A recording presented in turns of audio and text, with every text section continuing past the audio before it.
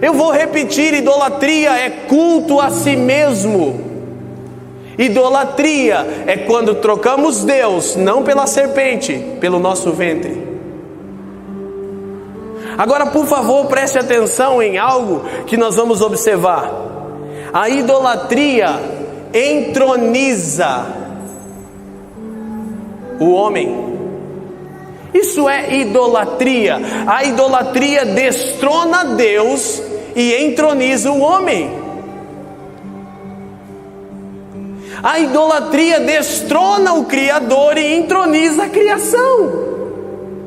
Agora, para a gente olhar um pouquinho assim mais aprofundado, sem necessariamente ir a muitos textos, eu gostaria que você anotasse Salmo 115, versículo 4 especificamente, porque esse é o veredito das Escrituras para a idolatria. Preste atenção, por favor.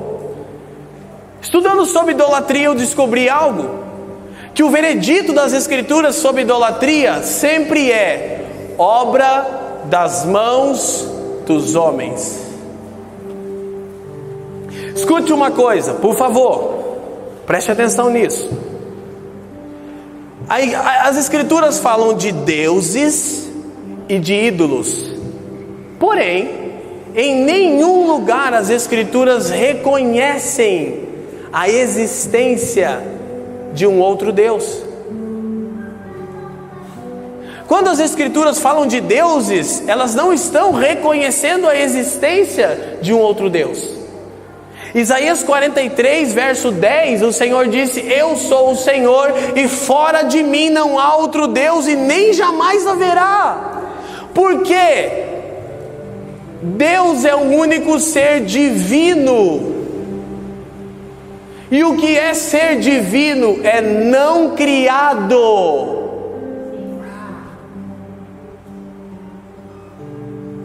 E os deuses, eles pelo menos podem ser duas coisas. Primeiro, na história das nações, os deuses, escute isso, eles eram fruto da imaginação coletiva de um povo. Isso é um Deus, um falso Deus.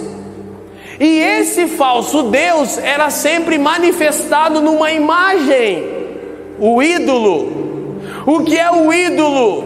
A expressão do falso Deus. Em muitas vezes não existe nenhum espírito atuando por trás disso.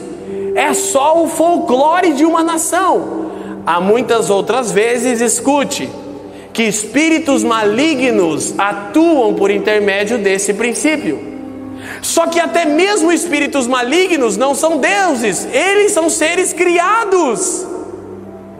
Então o que é a idolatria? É quando nós destronamos o Criador e entronizamos a criatura. É quando nós somos conduzidos pelo nosso próprio ventre, pelos nossos apetites carnais. Por favor, preste atenção nisso. Todo culto de domingo, Deus começa desviado. Já percebeu? Então nós fazemos uma coisa, Val. Nós cantamos, nós oramos e nós até ofertamos para que Deus se converta ao quê? Aos nossos apetites carnais.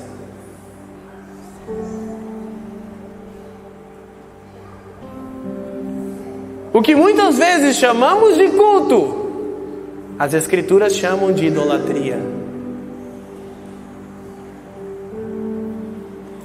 E no próximo domingo, no começo do culto, de novo Deus está desviado. Desviado do que, Leandro? Das vontades do nosso ventre. E nós fazemos uso da idolatria e chamamos de adoração. A adoração nos transforma à imagem de Deus. A idolatria nos deforma à imagem de nós mesmos. Mateus capítulo 6. Algo que nós precisamos perceber. Quando o Senhor termina uma parte do Sermão do Monte, vai até o capítulo 7, no verso 24 ele diz: ninguém pode servir a dois senhores, porque há de odiar um e amar o outro, ou se dedicará a um e desprezará o outro. Não podeis servir a Deus e a Mamon, ou as riquezas. Então no versículo 25 ele passa a dizer: por isso vos digo, não andeis ansiosos quanto à vossa vida, pelo que haveis de comer, ou pelo que haveis de beber, nem quanto ao vosso corpo, pelo que haveis de vestir. Não é a vida mais do que o mantimento, e o corpo mais do que o vestuário? Então ele passa a falar das aves, e ele diz que as aves têm provisão, porque elas estão fazendo o que foram criadas para fazer.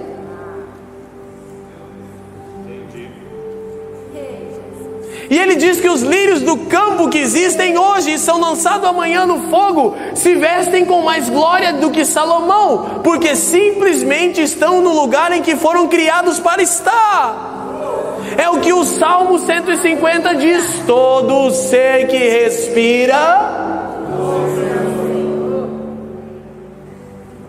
Agora olha como isso é interessante.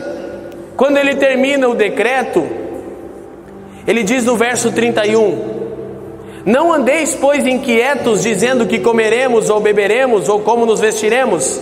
32: porque todas essas coisas os pagãos procuram. De certo vosso Pai Celestial bem sabe que necessitais de todas essas coisas. Agora olha o que Jesus denuncia.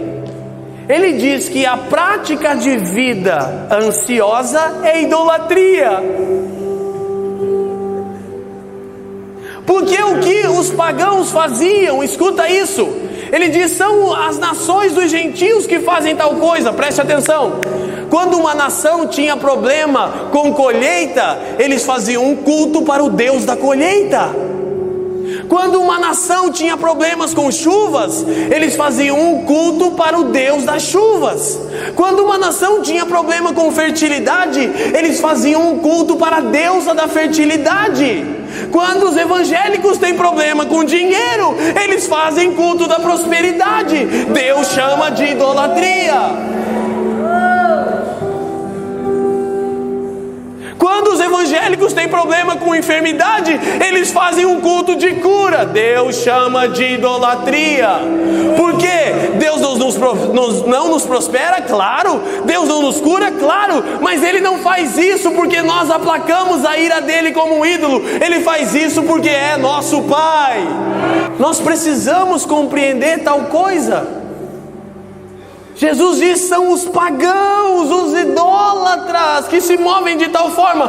Portanto, buscai em primeiro lugar o reino de Deus e a sua justiça. Justiça em hebraico é tzedek, posição correta. Busca o reino de Deus e o seu lugar nele, e todas essas coisas te serão acrescentadas. Porque você tem um Pai que sabe que você necessita comer, beber, morar e vestir. Mas Ele não é um ídolo, Ele é um Pai. E o Evangelho pode também ser definido como a missão de Cristo em nos mostrar um Pai e não um ídolo. Repito, o que é idolatria é um culto a si mesmo. O que nós precisamos é de transformação, que se dá pela renovação do entendimento. Quem está me entendendo, diga sim.